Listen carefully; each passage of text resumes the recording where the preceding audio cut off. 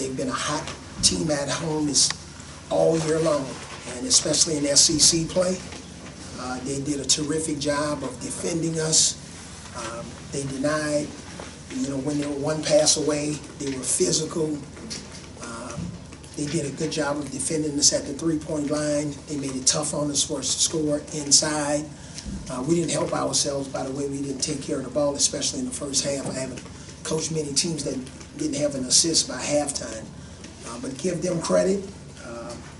The SEC is, like we've been saying all along, is a tough conference.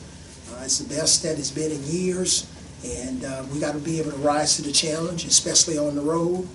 And we can't play as sporadic as we played tonight. But sometimes when you lose, you definitely want to look at what you did wrong. But we want to give Mississippi State credit. We've been on a little bit of a winning streak against them, and they were hungry tonight, and they played like it with a lot of passion and enthusiasm. Cecil? Coach, you're 3 for 20, I think, from three-point range. Were they good shots? Were they makeable shots? Or? Oh, they're makeable. Yeah, I saw, obviously if you shoot 22 threes, all 22 are probably not going to be perfect, but, maybe 15 of them are good looks, and we're capable of making those shots. Just to kind of keep on that, I mean, especially late when you're only down 2 or 3, maybe one possession, maybe 2. Why are they taking 4 or 5 in a row, missing them? Well, give Mississippi State credit for, if we're trying to get the ball inside, maybe they front the post. They're not going to allow you to get it in. Daniel obviously established a low post game for us in the second half, and just sometimes the easiest thing to do is launch a 3. But it'll be another teachable moment for us to learn from it, and it takes more energy to drive it. And when we drove it, they did a good job of contesting us in the paint.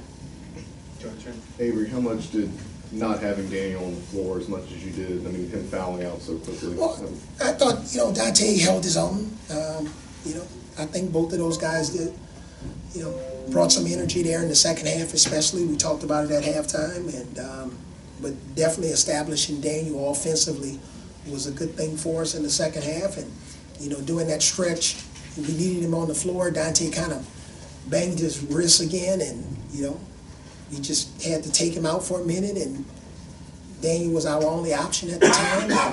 Unfortunately, he just fouled out. Charlie, you mentioned Dante's wrist. Is everything okay with that? Yeah, we think he's going to be okay. We don't think it's anything serious, but, it's a situation that he's going to be dealing with all year.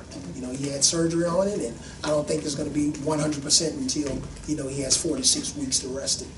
Coach, you mentioned that this Mississippi State team's been hot. Did it seem like a different team than you faced a couple weeks ago? Did they do anything different, or was it just kind of same thing, just better results? Well, they were struggling offensively also. If any team in our league will take holding their opponents to 67 points, and it's bad, we didn't shoot the ball well from the three-point line, but they were 2 for 19. So we put a lot of strain on our defense tonight, and our defense, for the most part, held up. We weren't very good offensively.